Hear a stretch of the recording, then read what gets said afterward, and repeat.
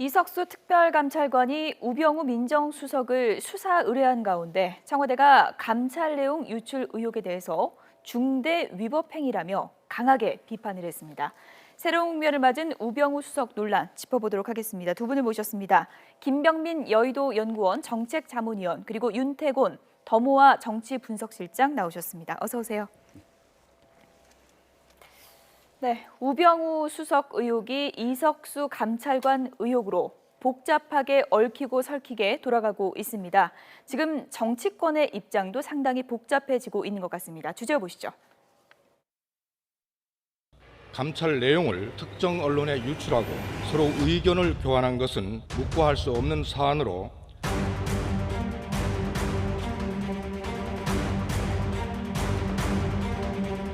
신속하게 진상이 철저하게 규명돼야 된다.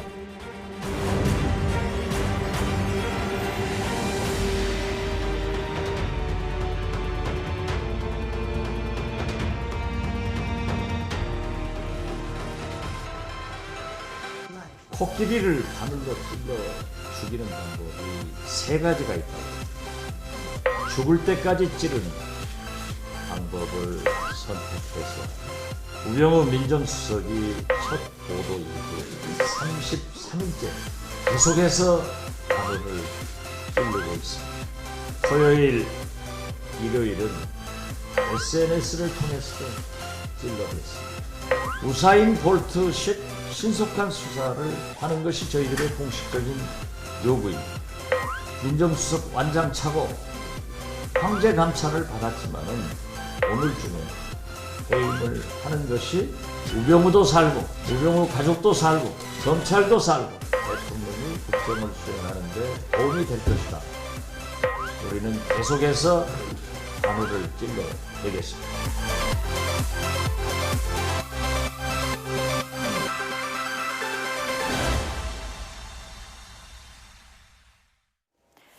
의혹이 양갈래길로 갈라지고 있는데 결국 화살이 어느 쪽으로 갈지는 지켜봐야 될 대목인 것 같고요. 청와대가 이례적으로 강경 대응에 나섰습니다. 강경 대응을 했는데 그 포인트가 누출 의혹이죠. 네.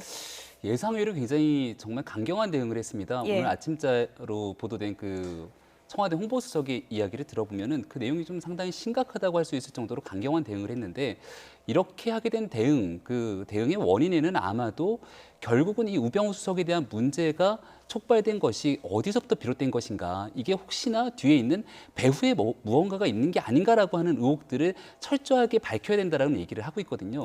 과거의 정윤의 문건 파동을 보게 됐을 경우에 KY 배우설이라는 부분들을 아마 기억하시는 분들이 많을 텐데 항상 정부에 무슨 문제가 생길 때 이 문제를 뒤에서 흔들기 위한 배후 세력들이 누가 있는 게 아닌가라는 부분들에 초점을 맞추면서 결국 이석수 특별감찰관에 대한 문제 제기 의혹들을 먼저 풀어야 된다고 얘기를 했는데 일단 결과에 대한 얘기들은 좀 차차고서라도 청와대 입장에서는 억울하다라는 측면들을 좀 강조하고 싶었던 게 아닌가라는 생각이 듭니다. 유출 의혹의 정면 돌파를 선택한 청와대 공식 입장 다시 한번 들어보시죠.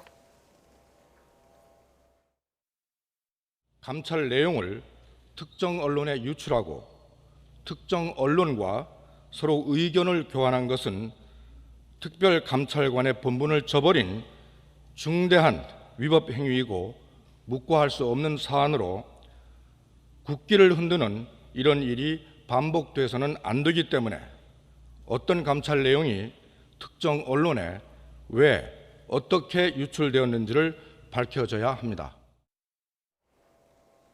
네.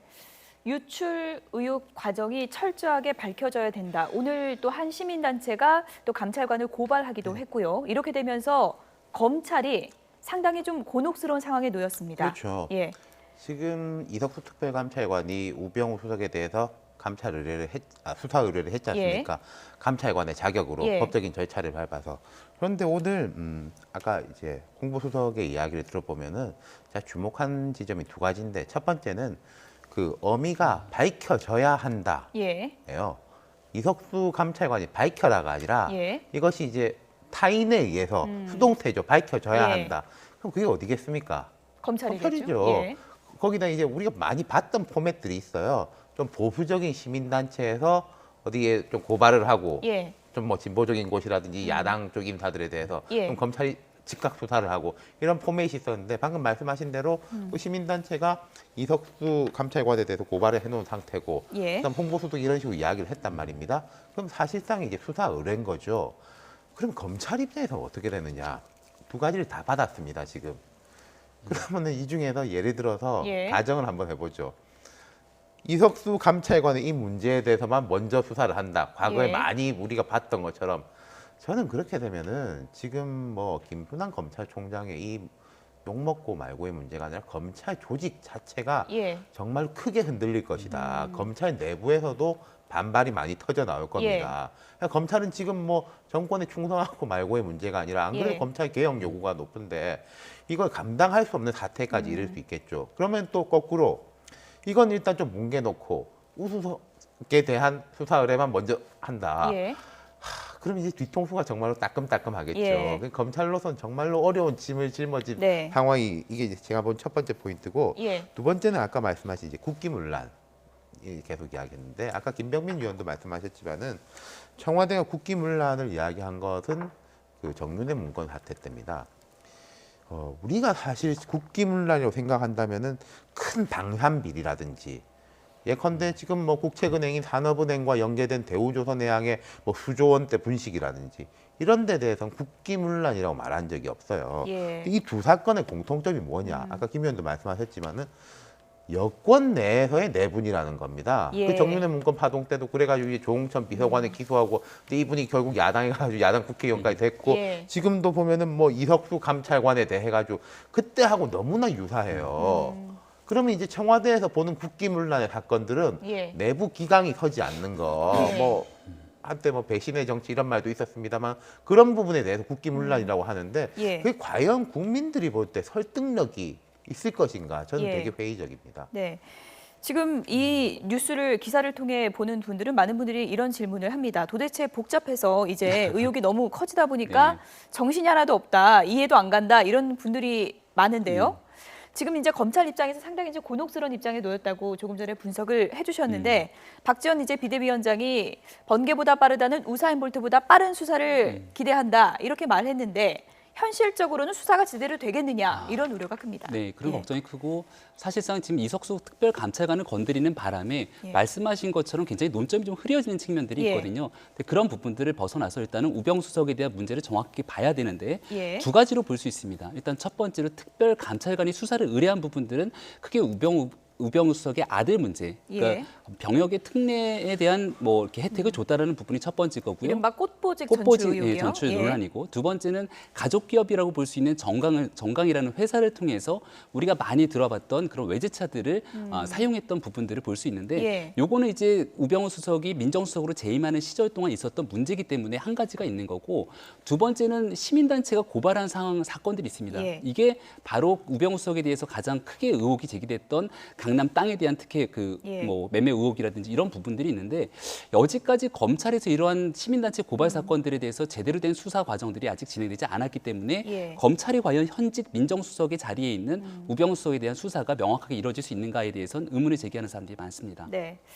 이렇게 일파만파 파장이 커져가는 상황에서 문제는 새누리당 내에서도 다른 목소리가 나오고 있다는 점입니다. 이정현 대표, 우병우 수석 거취 문제에 대해서 침묵을 지켜오다가 오늘 입장을 밝혔는데요. 어떤 입장을 밝혔는지 들어보시죠.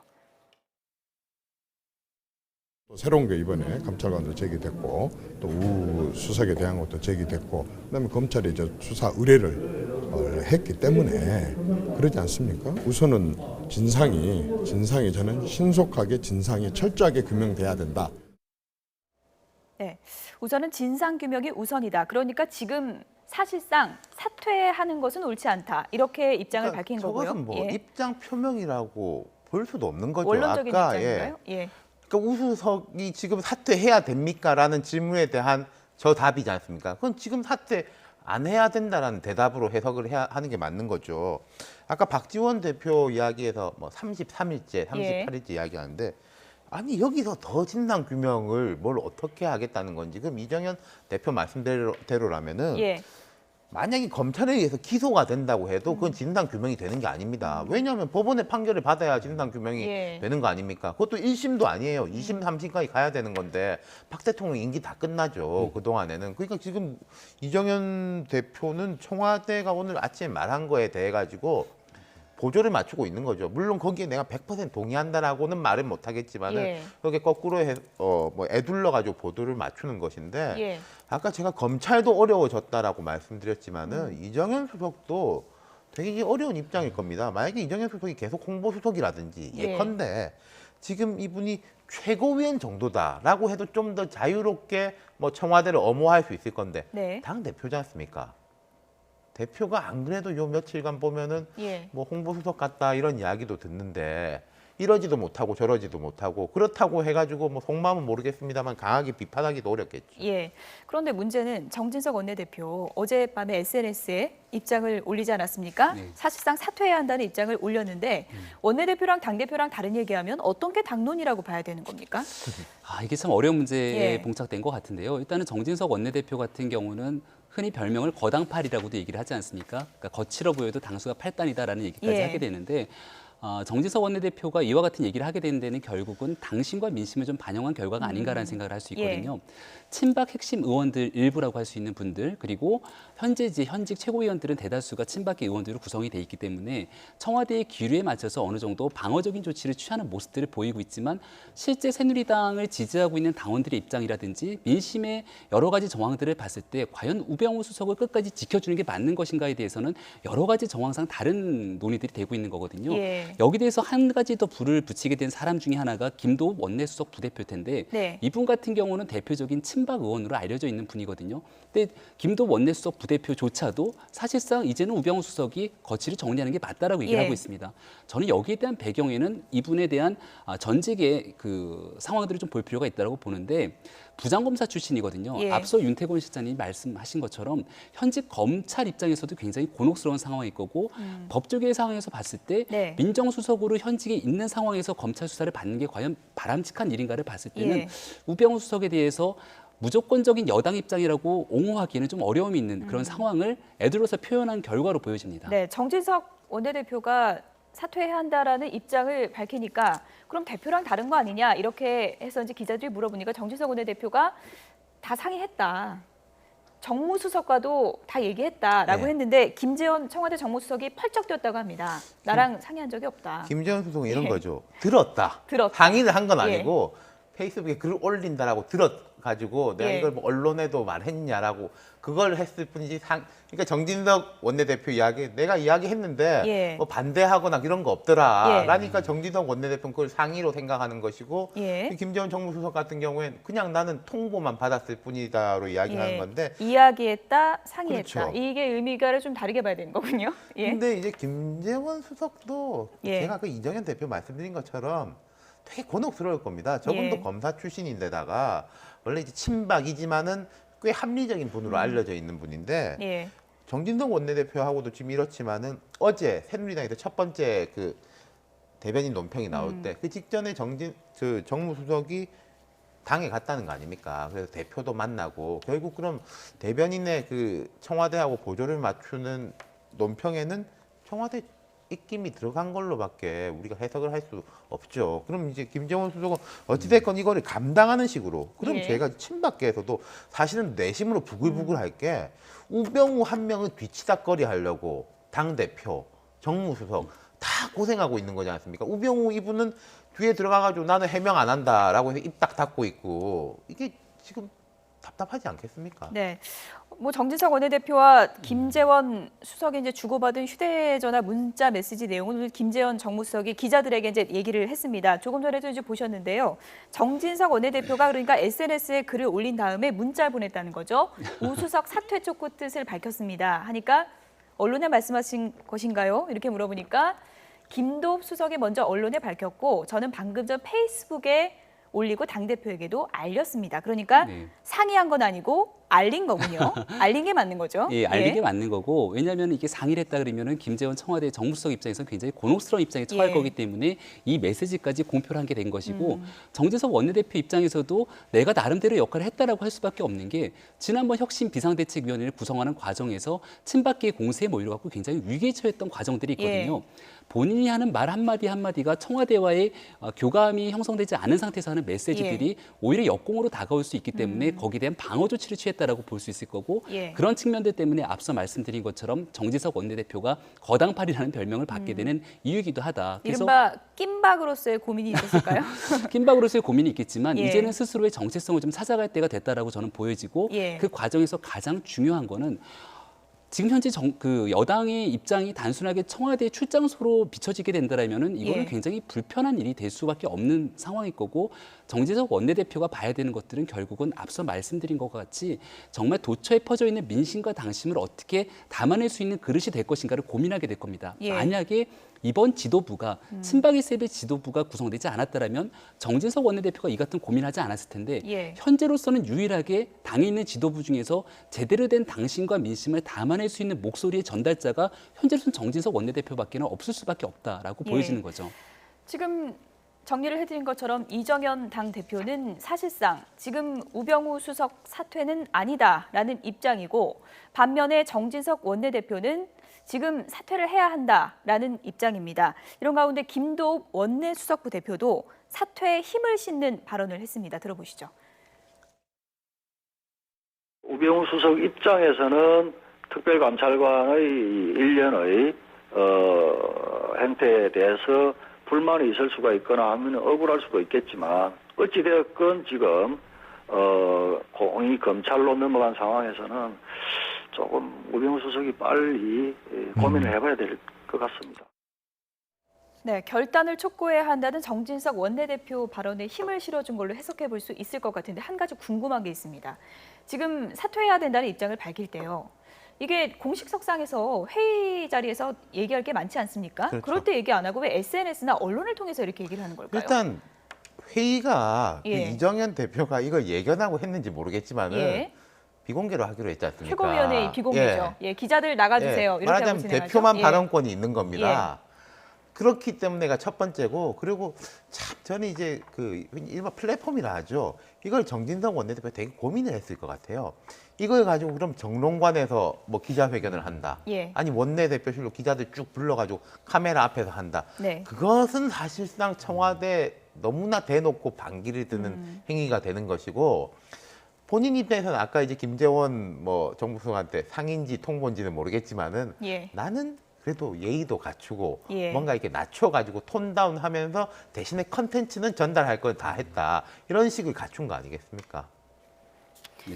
이렇게 되면서 이정현 대표 같은 경우에 리더십이 이번 계기로 좀 흔들리게 되는 거 아니냐. 얼마 전에 취임하고 첫 중진 회의 열었는데 출석률이 뭐 반도 안 하잖아요. 네, 그렇기 때문에 이정현 대표의 선택이 굉장히 중요할 것 같아요. 왜냐하면 이정현 대표 같은 경우는 소위 말해서 친박계 의원들이 다 같이 힘을 써갖고 만들어준 당대표라고 보기엔 굉장히 어려움이 있습니다. 왜냐하면 굉장히 많은 당내에 있는 사람들이 이정현이라면 뭔가 좀 다르겠지. 진짜 기득권을 타파할 수 있는 새로운 정치를 보여주겠지라는 기대감에 힘을 실었고 힘을 실어준 결과 이정현 대표가 계속해서 여론조사 1위가 나왔기 때문에 친박계 입장에서는 어쩔 수 없이 이정현 대표를 밀어줬던 측면이 있거든요. 그렇다면 본인을 만들어준 힘의 근원이 친박계 의원들이 있는 건지 아니면 일반 평당원들과 민심에 있는 건지를 명확히 인식을 한다면 이정현 대표의 선택은 명확해지거든요. 근데 이정현 대표 입장에서도 그렇다고 내가 그동안 한 10년 넘게 모셨던 박근혜 대통령을 향해 갖고 바로 쓴소리를 날리기엔 또 어려움이 있지 않겠습니까?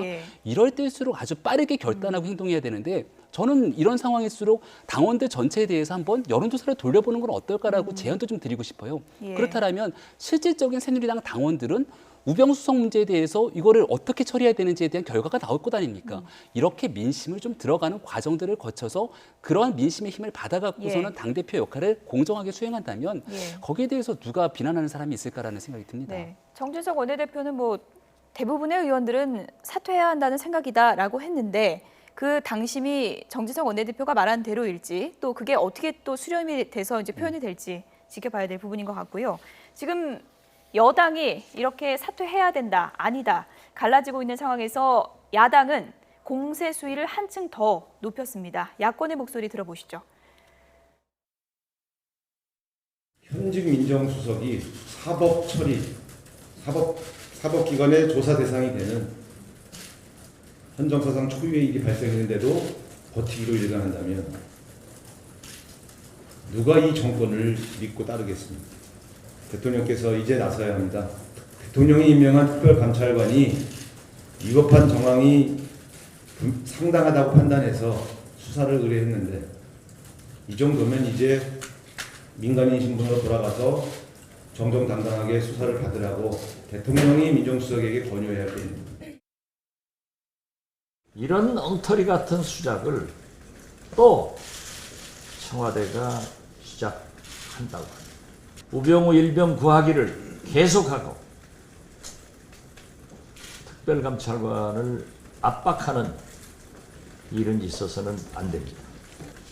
도대체 검찰은 왜 새누리당 권력층에 대해서는 그렇게 부들부들한 수양나무가 되는지 이해가 할 수 없습니다. 왜 검찰은 그대 앞에만 서면 작아지는지 우리는 이해할 수가 없습니다. 우사인 볼트식 신속한 수사를 하라 하는 것이 저희들의 공식적인 요구입니다. 그대 앞에만 서면 작아지는지. 이 노래 가사죠? 그러니까 야당 의원들하고 이야기를 해보면요. 조금 강경파 의원들은 잘 됐다. 계속해라. 우병우 나가지 말고 버텨라. 그래서 제가 아까 이제 그 정윤회 문건 때 똑같이 이제 국기문란으로 보는 거하고 공통점 말하자면 이제 여권의 자중질환적 성격이 있다고 말씀드렸지 않습니까? 그러니까 이 상황을 보는 야권의 한 시각은 첫 번째 분명히 그게 있습니다. 이 여당끼리 자중질환 지지고 볶고 한번 끝까지 해봐라. 우리는 불구경하고 부채질하면 된다라는 게 바늘로 있고. 찌를 것이다. 그렇죠. 두 번째 좀 온건파들이 오히려 그런 이야기를 해요. 국정 운영의 문제에서 볼 때 사태가 정리돼야지 대통령도 뭐 진도도 나가고 뭐 일도 되는 거 아니냐. 오히려 온건파 쪽이 그렇다는 겁니다. 그러면서 이제 걱정을 하는 게 아까 뭐 우리 당한테는 우사인 볼트 뭐 이런 이야기를 했고 조홍천 의원 같은 경우에 어제 자기 페이스북에다 그런 걸 썼었어요. LTE급으로 어떤 경우에 수사를 한다. LTE급이 뭐냐면은 최근에 이런 사례가 있었습니다. 우병우 수석을 향한 공격에 대해서 예를 들어서 청와대 이제 치안비서관이 자기가 이제 우 수석에 대한 걸 이제 정보를 이제 뭐 언론사에 갖다 줬다라는 이게 이야기가 돌고 있으니까 이걸 빨리 조사를 해달라. 내가 이러지 않았다라고 서대문 경찰서에 고발을 했어요. 현직 경무관인 그 청와대 비서관이 서대문 경찰서에서 금방 잡았습니다. 한 이제 기업의 과장급 이제 홍보 담당 직원이라고 하고 그리고 또 하나 더 잡힌 게 강남 경찰서에서 우병우 수석이 타고 다니던 차 자기 명의가 아닌 그 차적 조회를 한 경위하고 기자가 또 금방 잡히고 입건이 됐어요. 물론 그게 개인정보 유출이긴 하지만은 취재 현장에서는 사실은 비일비재하게 벌어지는 편법적인 것인데 이런 걸 하루 이틀 만에 잡아내는 거는 정말로 이례적인 거거든요. 그러니까 우수석에 대해서 뭐가 들어오는 것은 금방금방 이렇게 잡아낸다는 겁니다. 근데 이제 우수석에 대한 것들은 뭐 진상이 안 밝혀졌다. 검찰은 한 달 반 동안 지금 뭘 하고 있는지도 모르고 있는 상황이니까요. 야당이 저런 이야기 할 만하죠. 일단 뭐 이석수 감찰관, 우병우 민정수석 이 두 사람을 모두 동시에 수사하게 된 검찰 상당히 지금 고민이 많을 것 같은데 앞으로 수사 진행 상황을 좀 더 지켜봐야겠습니다. 뭐 LTE급일지 아니면 뭐 어떻게 될지 지켜봐야 될 부분인 것 같고요.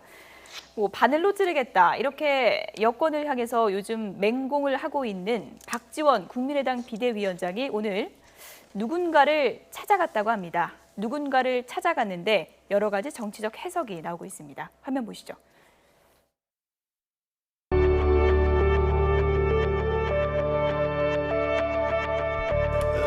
총리님 아주 건강이 좋으십니다.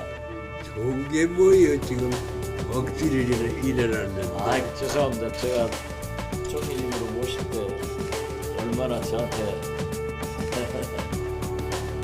기도해 주셨는데. 이제 큰 사람들 다 죽었어. 그냥 내가 죽을 편이야. 아이고 무슨 말씀이십니까? 몸에 좋지 않아. 그래도 아주 좋으십니다. 모든 나의 자신스러운 얼굴이 아주 운동을 열심히 합니다. 그래. 예. 무슨 그냥 밤에 1시간 반씩 늦게 나와서 그렇습니다. 이게 저녁에는 사모님 회사 저희 다 끼워놓으셨는데